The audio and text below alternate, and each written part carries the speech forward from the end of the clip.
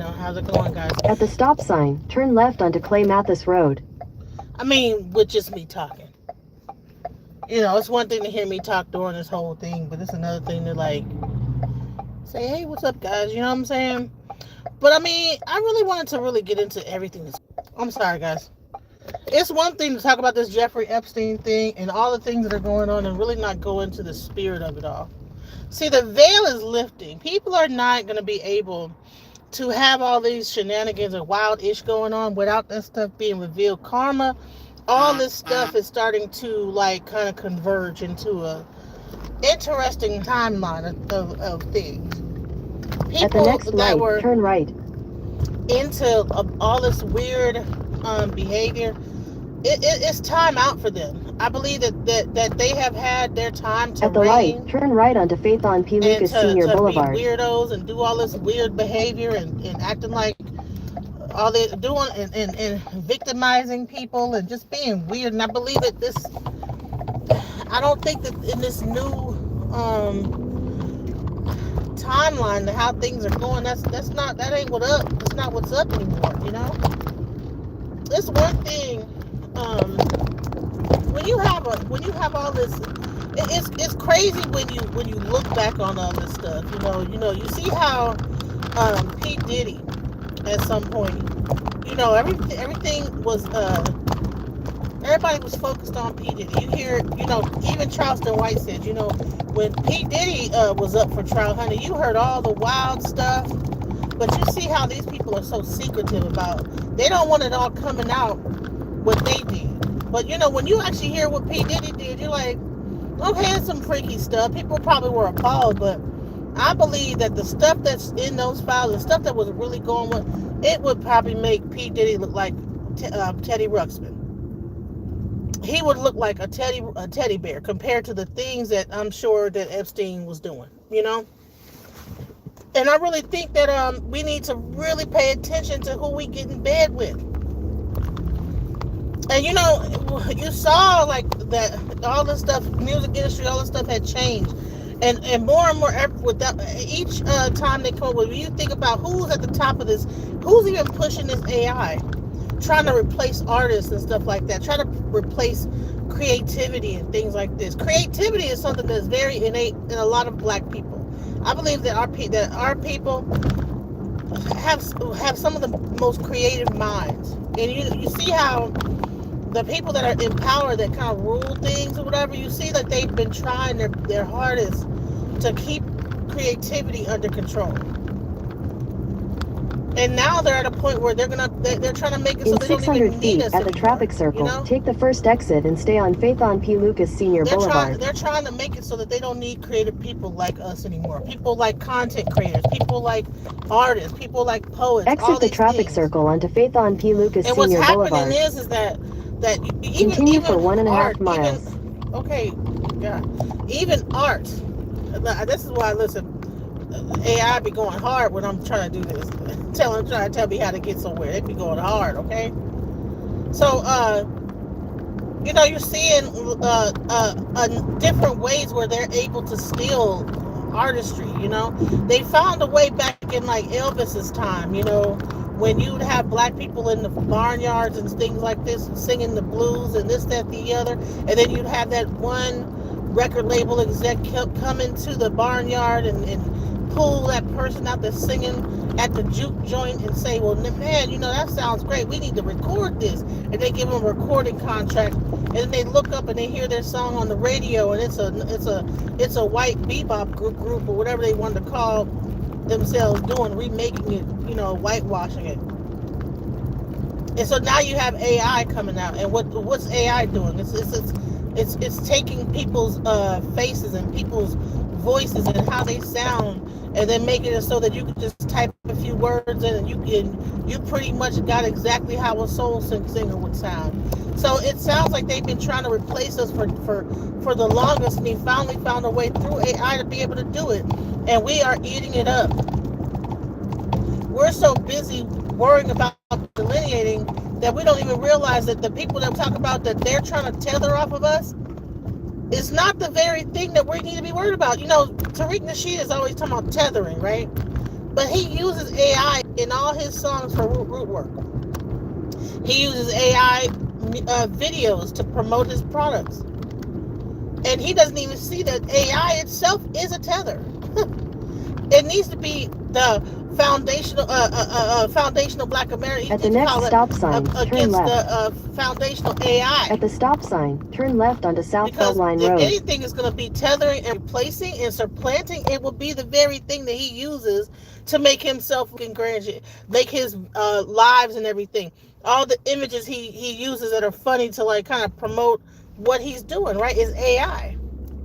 He's using AI music for root work. He's using AI images for root work. He used to make fun of Myron Gaines with AI. And people don't even realize, hell, I got that introduction I have on my channel when I do a show. That's an AI, you know? It sounds like a choir singing and everything. And I was able to like, you know, kind of pull the best thing I could out of it to make it sound how I wanted it to sound. But at the end of the day, like people divert people's attention away from the things that are really going to affect us. The reason why I find all this is interesting is like you have like Palantir and this AI, this whole revolution of AI and AI this and AI that. So our enemy is our enemy, the Caribbean immigrant, or is it the very thing that people that are like pointing the finger at everybody else and saying you guys are, well, that's over with. You tethering off of us. You're being a tether. You're replacing and supplanting. Well, what will happen when AI becomes the government? And now who's going to be replacing and supplanting? Once they're able to get all the music and everything and all of our information and all of our faces and our data and everything like that, using immigration and things like that as the scapegoat, as the reason why, what happens after that happens? When your face gets in that database and then they're able to like trace, okay, well, this person's an immigrant, this person's not, okay, we need to go after this person. When they finally get that Homeland Security number, when they get past the 51 million immigrants in America and then get them shipped off in the countries, Lord knows where, what will happen? And see, it's interesting, like how things are being shaped, because I think that they knew that these Epstein files were going to be coming out, so they had to have another way of being able to human traffic. They knew because everything on the black market, on the underground, and everything like this was operating smoothly. Texas is one of this highway I'm about to get on is one of the largest human trafficking highways. It's 20 and 45 and other 35, 45. One of the largest human trafficking highways come out of this area. Okay.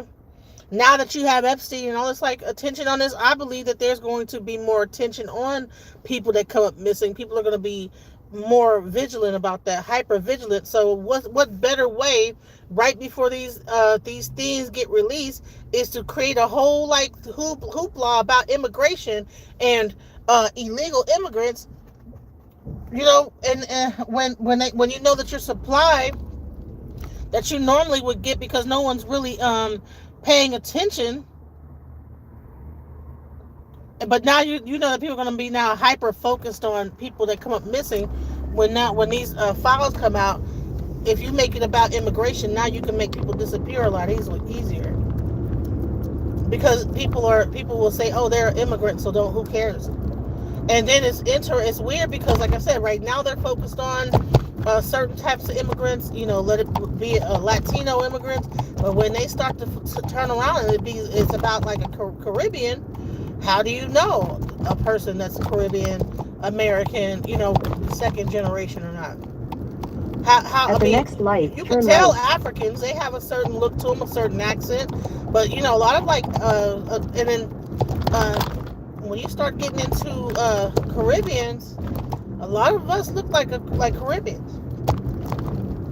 You know, that's where you get that mixture that happened during the slave trade, and that cut is a little harsher. You know, there's a little bit more of a cut on those people, just like Black Americans. So now you're gonna see. So I'm like, okay, we can sit up here and point the finger and say you're a tether and this, that, the other, and try to like not have any unity, but I think this is not the time right now when you see all this stuff At the coming light, out. turn right onto I-20 frontage ramp. Then you'll use the left lane to take the I-20 west ramp.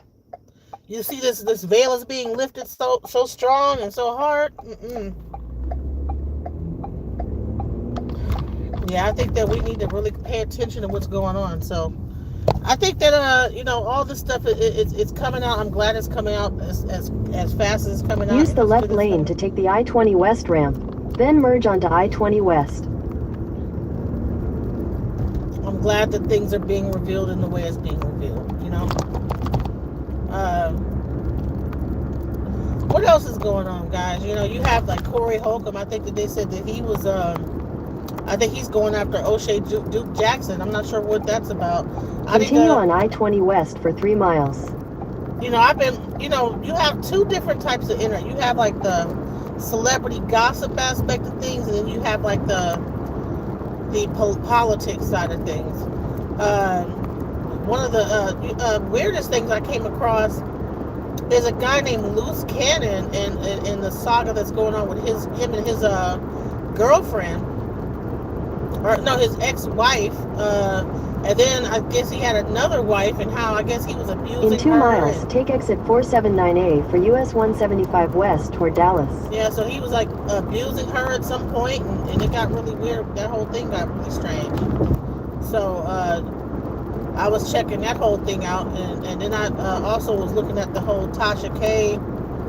I think, what was going on with Tasha K? She was talking about how Tiana Taylor, and I was going to do a show about this, I mentioned it on a show, but I was going to do an entire show, really breaking the whole thing down, but how she was being accused of saying that Tiana Taylor had HIV, but really it wasn't her that said it, but it was really about, it was really about, it was really a African content creator that actually was putting that out. So I mean, when it comes to stuff like that, when you have people kind of doing the wrong thing, yeah, okay, that is tethering. Definitely, you're using Tasha K's name in order to. In half a mile, take exit 479A for US 175 west toward Dallas. To make fake stories, and then using Tasha K's name to promote, your thing, to legitimize lies that you're putting out. When it comes to that, yeah, that's tethering. Let's call a spade. But when you're talking about art and music and go past this first exit and take exit 479A. Who made what, and hip hop was first, it was the Caribbeans and this, that, the other, and that's the whole thing is when we actually think about the tether part. I think that what happened is Tariq Nasheed, when he did his microphone check thing, I think that's also probably what separated ADOs from FBA, because at one point I think he was working with ADOs, but when he did his microphone check, and then you had the Puerto Ricans coming and saying that they was the first, and I think they tried to sue Tariq, and then his movie got taken off of Amazon because people were saying that the guy that he was using some of the art from sued him, and he had to redo. I think that pissed Tariq Nasheed off, and then that's where you get this whole FBA and the tethers and this, that, the other, because at one point he was using a Puerto Rican person, a so-called tethers artwork in his movie, and then all of a sudden, right after this microphone check thing happened, next thing you know, he was going hard against the Caribbeans and the Puerto Ricans and Haitians and everybody, because there were so many people, the Jamaicans was there, people were fighting over hip-hop and who started it and this, that, the other, when the real battle is going to be, no one's going to know who started or ended. 10 years from now, when AI takes over all of music, no one's going to give a fuck who started it. No one's going to even know. Or when all these people like Kool Herc and all these different people, pass on, no one's going to know and no one's going to care. It's going to, the whole objective is to basically they'll be able to rewrite history. That's what's interesting about this whole thing with Elon Musk talking about he plans on taking away social media and then making a phone so that the only thing that you have is AI and you just talk to AI and it delivers you the information that you want, and this, that, the other. That's it. With AI characters, AI news people, AI everything. Or you'll be watching AI. You're not gonna be watching human beings anymore. And further separating us from each other and being able to control information. Being able to control the narrative so hard. I mean, but I think it's very sick of a person to want to have that much control over people. Like, what is going on? And then the people that want to control, I would not trust anything coming from Elon Musk. When I know that he is a person that was looking forward to trying to go on this island and probably do something to some kids, hell no, I don't want to buy none of his products. I don't want to buy no Tesla. I don't want no phone he got coming out. I don't want shit he got going on. I would not, and I'm hoping that he's not going to try to buy other, once he puts his phone out, try to buy out other phone companies or try to merge their operation systems. Who knows what kind of wild stuff that they got planned, y'all. But I mean, I want y'all to listen. Y'all don't need to y'all need to go back and watch all the things Elon Musk is saying. And if I was y'all, I would whatever he got coming out, any products, I wouldn't buy none of that shit. Because anything he's talking about, and then when you see that the people that are all involved with all this Epstein shit, and how creepy and weird it is, I wouldn't want to buy none of their products. Anyone that is tied to this, I wouldn't support them whatsoever. I wouldn't buy no phone off of him. I wouldn't buy no car. We need to stand up as people and really think about what we're even getting in, what we're involved in, y'all. What's being involved, you know?